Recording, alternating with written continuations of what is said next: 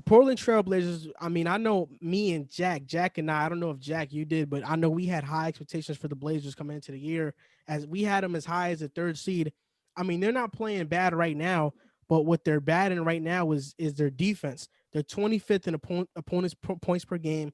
They're 24th in defensive rating, and we're starting to wonder whether this team is going to be that good this upcoming season.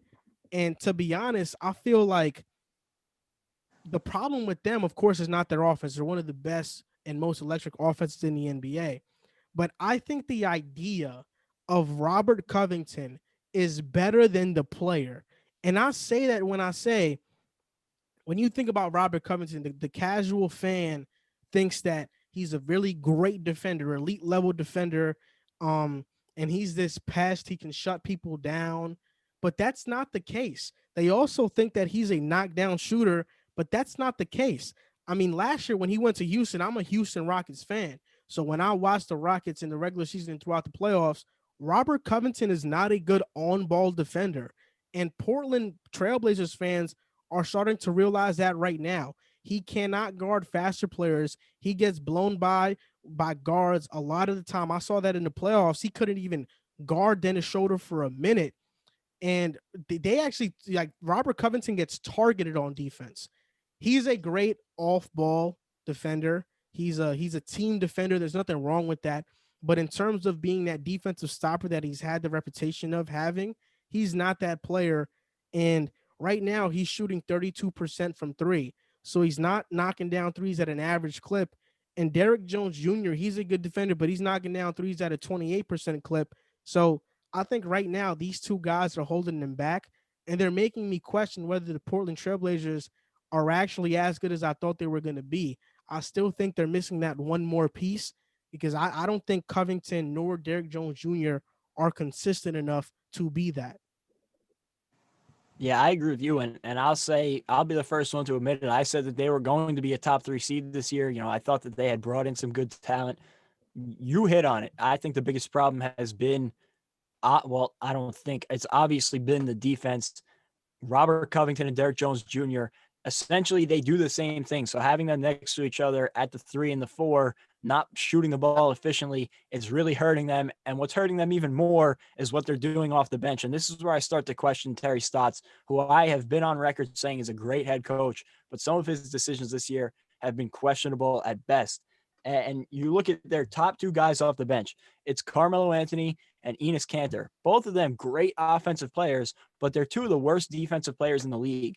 They're the first 2 guys off the bench, meaning they play a lot together. And in their 99 minutes together, they have a net rating defensively of negative 17.6. It's killing them off the bench. And that's having guys like Gary Trent and Harry Giles not playing as many minutes. Those 2 guys are great defenders. Gary Trent was awesome for them in the bubble last season, and I don't think he's getting enough minutes this year. I think he should play a better role or a bigger role because he's better defensively, would help out in one of their weaknesses. But you look at this team, like, automatically having Damian Lillard and CJ McCollum, it's great offensively. But on the defensive end, it's cripplingly bad. And it becomes apparent every year in the playoffs. They just can't defend when they play against elite level guards. And you're going to face an elite level guard almost every night in the NBA. Like, there are great guards on every team in the league, and they just can't defend at the guard position. You said it. Robert Covington can't do it. Derrick Jones can't do it. Neither of their point guards can do it. So who's going to do it?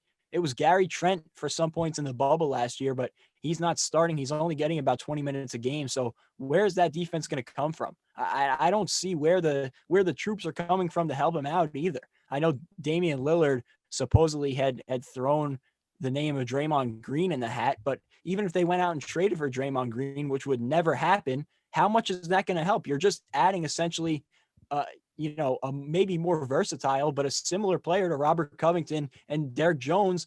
He'll be a nice off-ball defender. I don't think he's a great guard on-ball defender. So I don't think that's helping their main problem. But defensively, they are just crippled right now. I thought it would improve this year, but they're going to have to make a trade at some point for a defensive guard because they don't have defense at all at the guard position.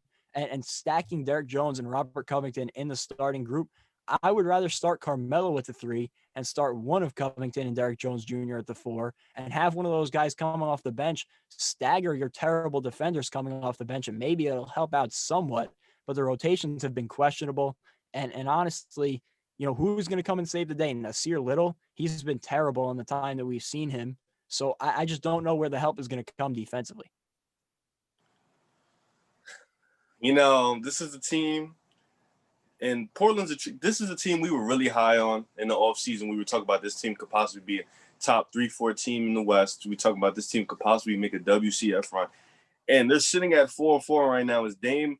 People aren't talking about it, but Dame has been kind of a little bit underwhelming. And I know Steph is going to get a lot of the hoopla and the this, that, can he carry? But these two teams split a meeting, and Dame hasn't been the Dame we thought, the MVP type player we thought to start the season. And this team, I think it needs another piece, but I think also, and this is going to be maybe a little bit of a stretch, I think it needs a different number 2 guy. I think CJ is not a good enough player to be the second best player on the championship team. That's just my opinion. I don't know. I think Nurkic is a nice 3. He can be the third piece to a championship team, but I think the problem is they have 2 guys who are number 3s on a championship caliber team in Nurkic and CJ McCollum. And right now, CJ is riding the second. So it's going to be tricky. I mean, you look at the team on paper, they look phenomenal. They have the wings that can guard 1 through 4. They have the guards that can score with the best of them in the league. And they have a big man who's supposed to be this rim protector, who's supposed to be this guy that's inside and outside. When he's on the court, he's allowing a defensive rating of 111. So I don't know. That's 20th in the league among active centers. So I don't know. I guess they haven't gotten, like I said, training camp wasn't a lot. They didn't have a lot of training camp. So they're still working the kinks. It's still early. But this team hasn't lived up to the expectations early like we wanted to. I still think they need, maybe we look at Dame as maybe a glorified 1. Maybe he needs to be the number 2 guy on a championship team. I don't know. But when we look at the history of the league, how many point guards have been the best player on the championship team? 1 guy since 2010. 1 guy. It's been Steph Curry. And he didn't even win finals MVP. The catalyst of a championship team has been a wing. And this team just doesn't have that elite or even all-star wing to complement their backcourt. I think. Did you just pick up the mic? Yeah. I think my starting lineup, I'd have Trent at the 3, and I'd have Covington at the 4. That's what I'd do. And, of course, Nurkic at the 5 with Dame and CJ at the 1 and 2. Obviously, a trade for Draymond would never happen, but I do think Draymond, he would make any team better because it's not, we look at Draymond in the box score and stuff like that, and of course it's not very, it's not very impressive.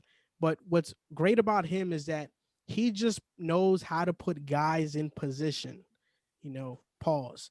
But he knows how to put guys in position. He talks. He's a leader on the court. He knows what to do. He knows how to get everybody settled.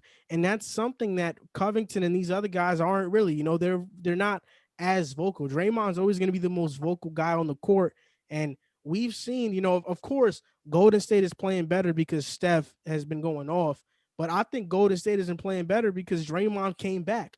And he's telling guys where to be, what position to be. And I think that's what Portland is missing right now. They're missing that vocal leader, and I don't know who that is. Dame is a leader, we know that, but on the defensive end, who's going to be talking? You don't really have nobody like that. I just feel like Portland has a lot of pieces. They have a lot of routes that they can go in with what they want to do with their lineups, but I don't know. I just feel like they're missing one piece. A perfect guy would have been like a Gordon Hayward, that can score and can play defense as well. But of course, he got like a massive contract, and you don't want to pay that for Hayward. I think Portland will still be a very good team. I'm not giving up on them being the 3rd seed because I think they can be that. But I also know that defense is going to be a problem. Maybe it's communication early on because we know that happens. But hopefully they get their defense together because right now it's really bad. You go, Riv. All right. I like to piggyback over what Joel said. Draymond Green, when he came back, you just seen the Warriors play. Defensively, they just looked so much better on defense. And you even see it in the Clippers game. They put up a strong fight, and they played tooth and nail with the Clippers, who are one of the best offensive teams in the league. And I think with Portland, what they're missing, like he said, is that guy that's going to defensively tell guys where to be, tell guys what to do, this to switch and all that. And I think when they got Robert Covington, they thought he was going to be that guy. And I just don't think he has been that guy. And I don't think he'll ever be that guy because Draymond is a special type of defensive player. And I'll say this. You look at – I'll make 2 points about that backcourt. You look at that backcourt, and Riv, I agree with you somewhat, and somewhat I disagree with you. I think CJ can be the second best player on a championship team with the right number one, but it would have to be like a LeBron type that can really take over, do a bunch of different things for you, and he'd have to be surrounded by good defenders. But when you look at him, he's paired with Dame, who Dame is incredible. He's a top 10 player in basketball, but they do very similar things. Dame does them better, but they do very similar things. They have similar skill sets. Neither of them can defend. So it's just crippling to have the two of them together in the backcourt, as good as they are offensively.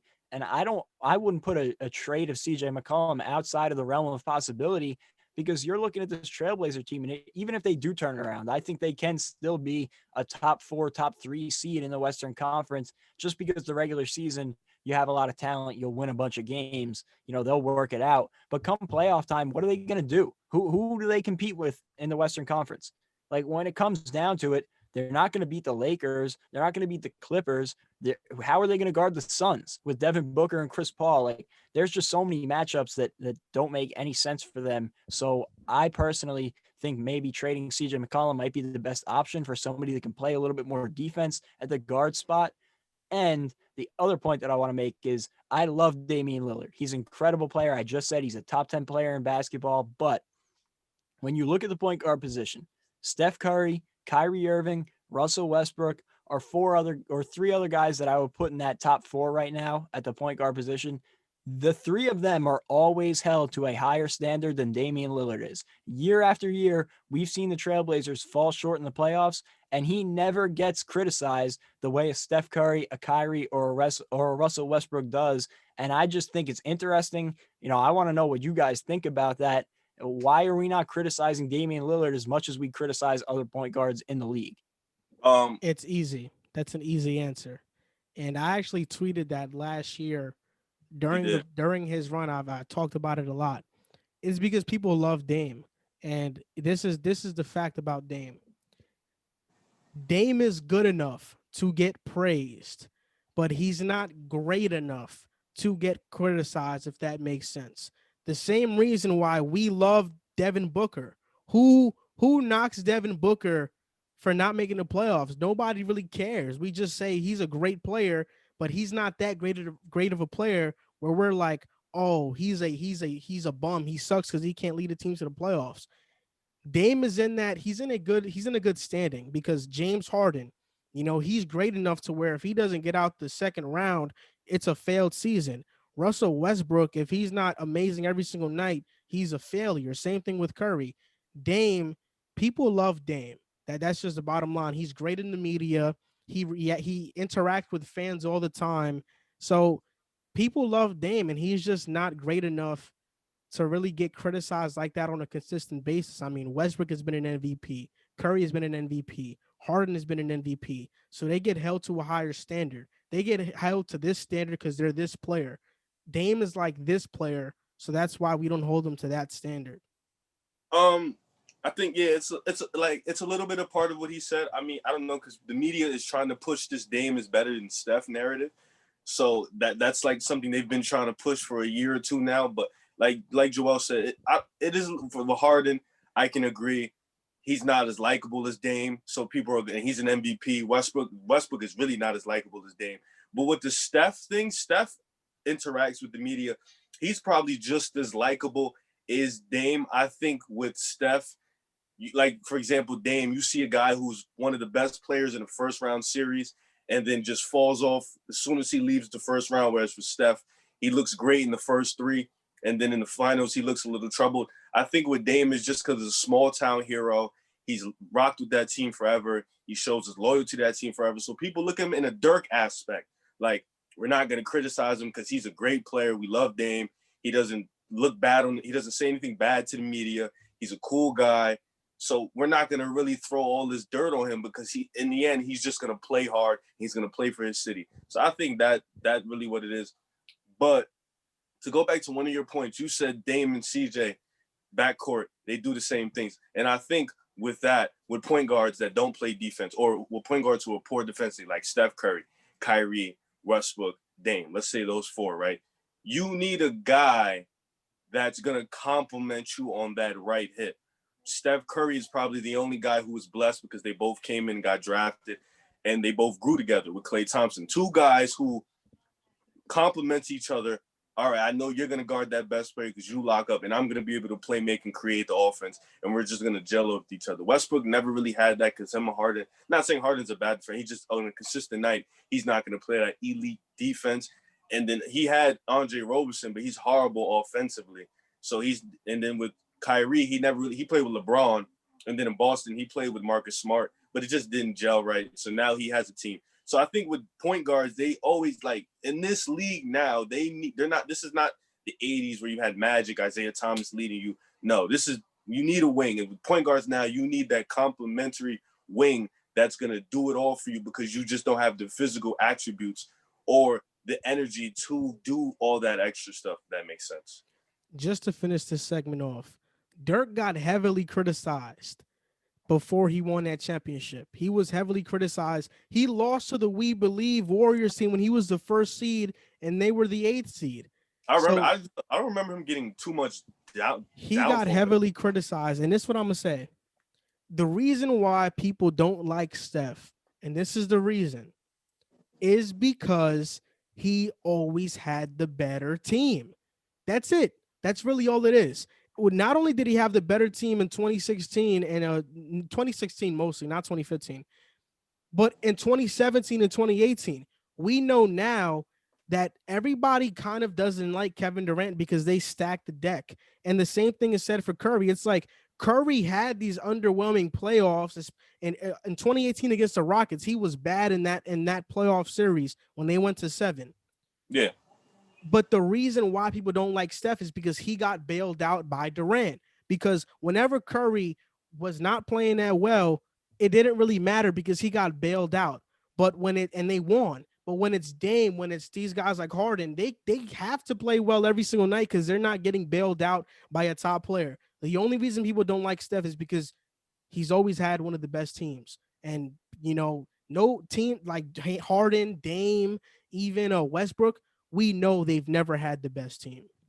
I also think one other point I want to make about this, and it's a reason why I think Dame is loved. And again, I'll preface this by saying I love Dame. I think he's incredible. I have a pair of Dames. He's a great dude. And I'm not saying I want him to get hated on. I just think other players are unnecessarily hated. But it reminds me of something Kobe said right before he retired, rest in peace.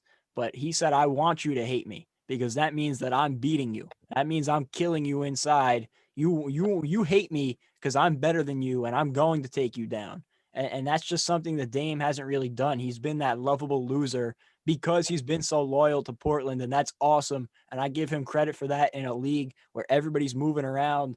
But, at some point you got to take into consideration, are they going to be able to win in Portland? Is that the best move for his career, or is he just going to stay there and be the lovable loser that everybody likes because he doesn't beat anybody?